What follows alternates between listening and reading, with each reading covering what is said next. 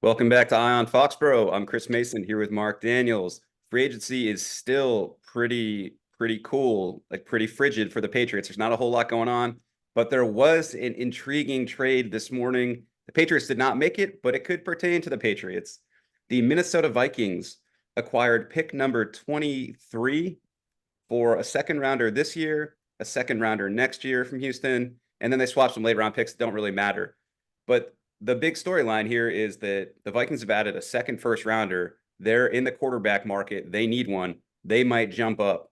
Mark, what's your first reaction to this deal?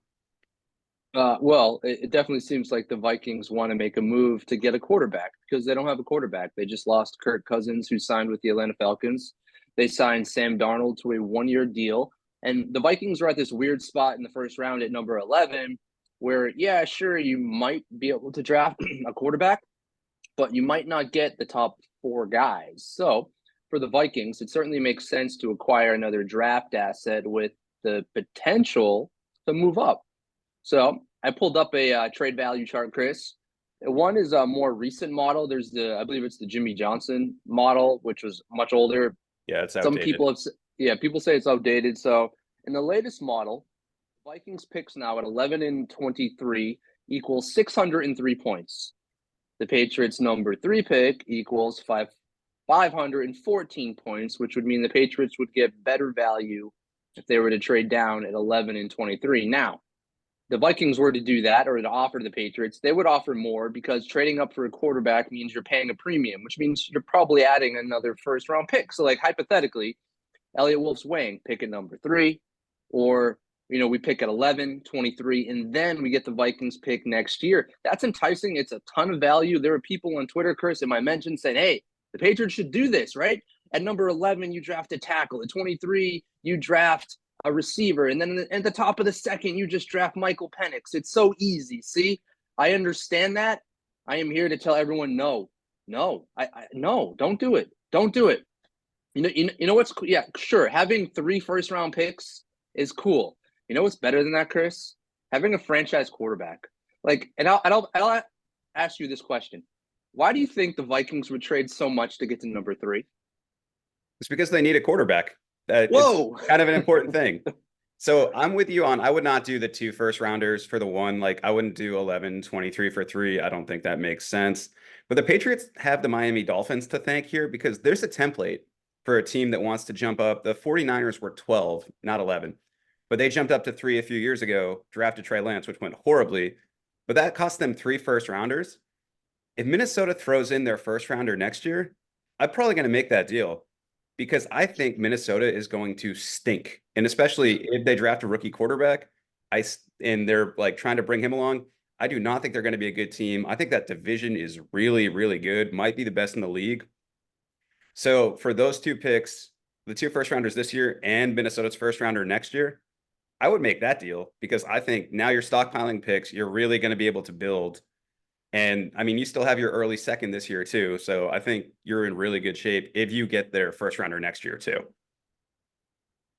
I disagree. I disagree with you. I disagree with everyone on this. And I understand that would be a great trade for the Patriots. In one fell swoop, you could add holes at left tackle, at receiver. You could still draft a quarterback. Hell, at 11, you could still draft Bo Nix or maybe J.J. McCarthy. You could get Michael Penix. I hate it. And the reason I hate it is because at number 3 right now, you're in position to draft a high upside blue chip prospect in Jaden Daniels or Drake May. You are not guaranteed to ever be in this position. You're not guaranteed to be in this position next year. And you could argue, well, same thing happened with the Bears, right? They traded away a top first round pick when they could have drafted Bryce Young, but now look at them. They got the Carolinas first round pick, and they're going to get Caleb Williams, who's a better prospect. That worked out for them. Yeah, that's great. It's a roll of the dice, man. It's like we're at a casino right now. We don't know what's going to happen. I mean, the Vikings could go out there and they could conceivably win 6-7 games, right? And so all of a sudden you have a pick that's in that 8 to 14 range, and then I imagine the Patriots will be in the same range next year, right? 6 wins, 7 wins. So Mhm. again, you're in that what 7 to 15 range with 2 first round picks. So say like Brock Ewers? Is it from Texas? Or another quarterback pops off and they say, oh man, there's a great quarterback in this class. If the Patriots want that guy next year, Chris, you're gonna have to do the same thing all over again, right? You're gonna have to trade 3 first-round picks. That's if you don't get the guy this year. Now, your But argument could be Penix or Nix or McCarthy could fall to you, and you could still get the guy. For me, I think there's less risk in taking Daniels or May just because of how highly regarded they are. so are you in love with both of them as prospects? Yeah. I think from everything I've been told, the Patriots have done enough work, and you heard the same thing at the combine. The Yeah. Patriots have done enough work on this class where they feel comfortable at 3 drafting a quarterback because they like the 3 quarterbacks. So for me, I would just say draft the better player. Get the better player as opposed to 3 lesser prospects. I get the Patriots have a ton of holes. They're not competing this year. They're building. I just think they should go with the best player available at number 3, as opposed to getting, 3, potentially 4 other prospects. I mean, are they even taking the best player available at number 3 if they're taking one of those quarterbacks? Probably not. But I mean, it's interesting if you look back at the 49ers trade and see how that one played out for everyone involved too, where it's really hard to follow because those picks got traded a ton. But do you know who ended Yeah. up going at 11 or 12? Well, like at 12, their first round pick, like the original first round pick. Do you know who? It was Jalen Waddle, right? Micah Parsons. Yeah, that's a tough Good guy one. to add to your team where you can still get these guys that are really impactful. I mean, obviously, he's an exceptional example because he might be the best defensive player in the NFL. But those are guys that are hanging around a lot of times in that range just because, there's runs on quarterbacks and offensive players early. It always kind of happens where you can get good players and you can still keep building your team. And there are so many holes now that I like the throw all these darts approach if you can get the first rounder next year. Like that's my whole caveat. Can I throw something at you that I wouldn't hate a trade down scenario? And this doesn't involve the Vikings, which we're really talking about. Yeah. What if the Patriots were to swap with the Giants at 6? So hear me out here.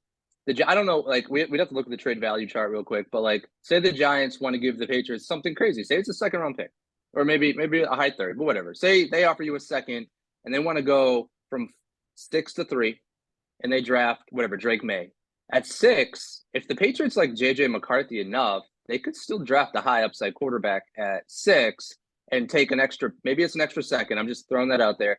If it's an extra second, then in the second round you could draft a tackle and a receiver. I wouldn't hate that. Like I would be more interested in trading down a little bit if you like JJ McCarthy. And I say that because our friend of the show, Daniel Jeremiah, tweeted out something saying there's an expectation now around the NFL that 4 QBs are going to go in the top 6. I believe he's probably indicating JJ McCarthy and the Yeah. Giants at 6. So theoretically, the Vikings could also trade up to 6, right? With 11 and 23. If I'm the Patriots, though, if I think JJ McCarthy is close to Drake May or Jaden Daniels, I would entertain swapping with the Giants. Of course, if the Cardinals or Chargers trade out, you're screwed and you don't get your QB. I wouldn't hate that, if it lands you JJ McCarthy. Now, I don't like JJ McCarthy as much as Drake May. In that scenario, Chris, I wouldn't hate it if you're like, all right, we're going to target a guy that we have ranked close to whatever, May. I wouldn't hate that. At 11 makes me nervous because I really don't like the Bo Nix, JJ, Michael Penix thing. So like I could be Now talked into we're trading down to 6. But now we're getting into like you don't want to move off taking a quarterback in this draft. But like how many blue chip prospects are we at now? There's 4 guys and they're all like Yeah, I appreciably. don't I buy. don't I don't I don't think that flies. I don't like that logic. I mean, maybe they love McCarthy. I don't really see like it's been very clearly tiered the whole time, right? Where Caleb Williams is one, Right. May and Daniels are second tier, and then JJ has really risen fast. This is the best of that third tier. But now to suddenly lump all 4 in together feels like, okay, what are we doing here? You know what I mean? Well, I said I could be talked into it. I didn't say I wanted to happen. Because honestly, what I Um, like, if you all go to MassLive, you'll see what I wrote just honestly an hour ago. I think the Patriots should stand pat. I think they should reject the Vikings' advances if they get them, and I think they should draft Jaden Daniels and Drake May. I just think those type of quarterbacks, it's rare. Let's be honest. It's rare that QBs will likely go 1, 2, 3 in the draft. It doesn't happen a lot because there aren't often quarterbacks that are that good. And the fact that there are in this draft and you're in position to get one, I think it lines the Patriots up for success potentially in the future. And as we've seen what they've done, Chris, this is going to be a slow build. And I think a thing the Patriots should stick to, the plan they should stick to is, you know what?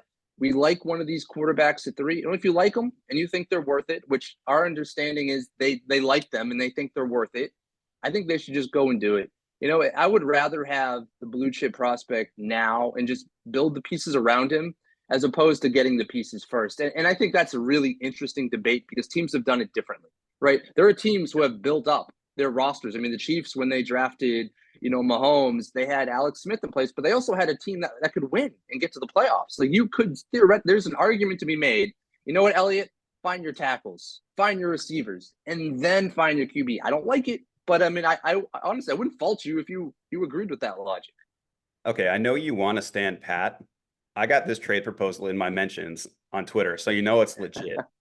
All right. Would you trade the 2 Vikings first rounders this year, 11 and 23, and Justin Jefferson? Would you take that for number 3 overall? Oh, you're really pulling at my heartstrings here because I like weapons and I like Justin Jefferson. I would consider the best wide honestly receiver in the league. I would seriously consider it. Like hypothetically though, Justin Jefferson, Jacoby Brissett, where are you next? Are you 7 wins? 8 wins? You might not. Yeah, you're probably like around there. I mean, I think obviously the thought process is here is you sign him to a huge extension and just keep him Right. people future where he's 24, give him like whatever it is, like 5 So years, say 80 million, like right. So say that is the case, right? And then say so. All right, then at 11, I would say they'd probably draft left tackle. Let's say Ola Fashanu, Penn State, who the Patriots are scouting today at the Penn State Pro Day. So you have your left tackle, you have Justin Jefferson, but then you're talking like Jacoby Brissett and Bo Nix and Michael Penix, and if those rookies don't pan out, how good are you going to be with the best receiver in the NFL? And we'll go back to it. I've talked about in this podcast before. I think it was 07 or 08. Right, Jamarcus Russell goes number 1 to the Raiders, and then Joe Thomas and Megatron go 2-3 to Detroit and Cleveland. Now the Lions and the Browns got 2 Hall of Famers in Joe Thomas and Calvin Johnson. The Lions and what did they win? What did the Browns and Lions win with the Hall of Fame players? They won nothing, Chris, because they didn't have a quarterback. But that's also the nature of picking at the top of the draft. Teams at the top of the draft are always inherently bad. Like that's how this all works, there's something to that. And I think if you take Penix and you pair him with Jefferson, I think you're in like pretty decent shape where like the biggest thing with Penix is just the injury risk, right? Like that's the biggest thing. And I mean, I'd be cool with rolling the dice with like you get your cornerstone tackle at 11.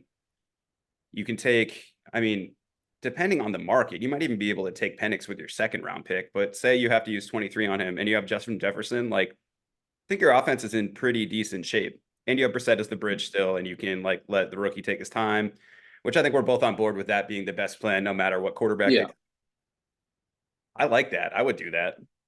Devil's advocate though. How many quarterbacks hit after the first round?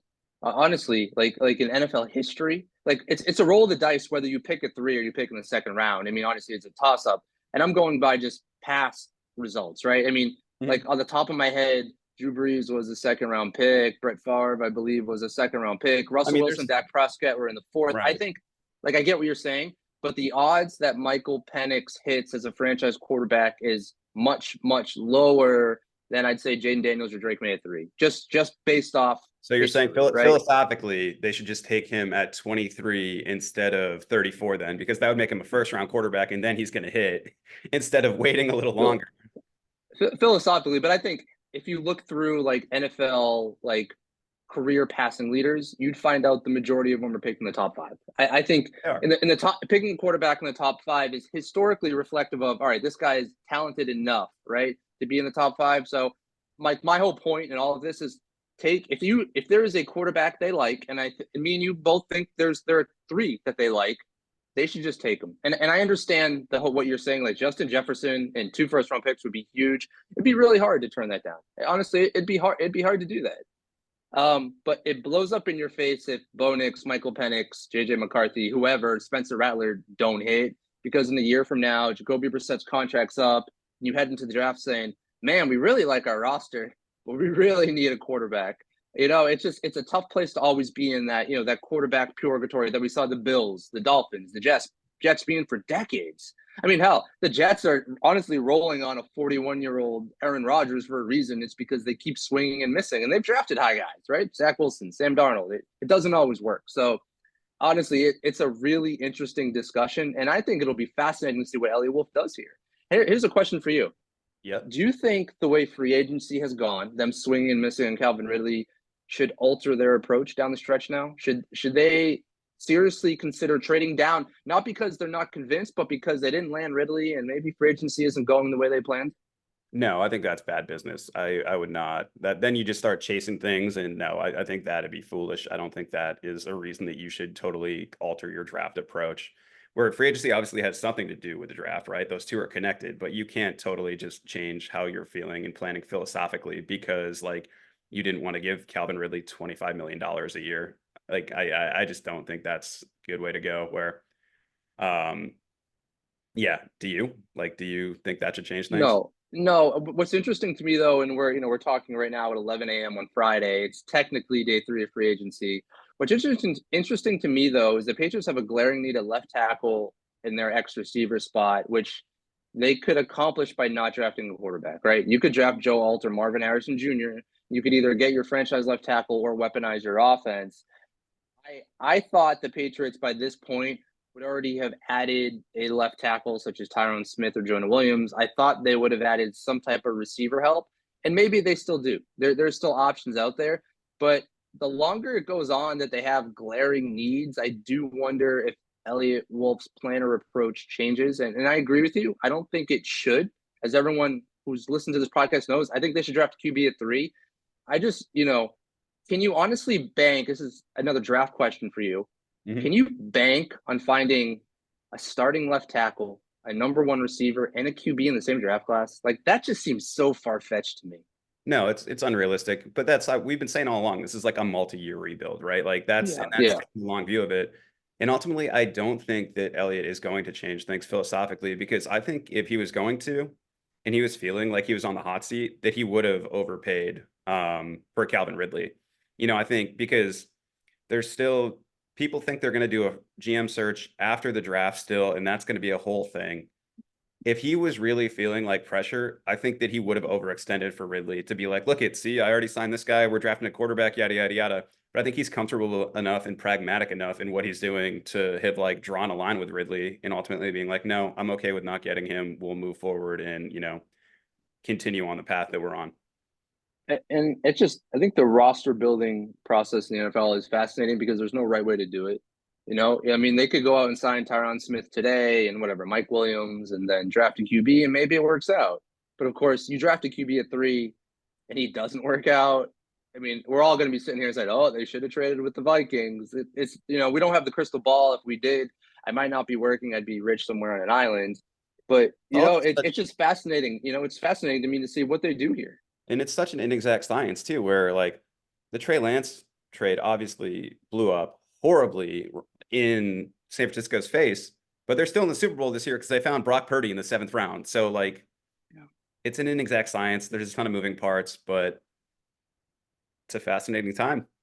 And the 49ers, unlike the Patriots, they've really prioritized different things, and they have one of the best left tackles in the league with Trent Williams. They have traded for Christian McCaffrey, the best running back. They have Brandon Ayuk and Deebo Samuel and George Kittle. So like their offense was set up to have maybe an average quarterback look like an above average quarterback. And I guess that's a whole different discussion on Brock Purdy. Does he look good because of the weapons around him, or does he look good because he is good? But the 49ers were in a spot where their roster was so good they could trade 3 picks to take a swing at Trey Lance, and it didn't work out. But hey, the roster is still good. So that would be an argument for Elliot Wolf trading down.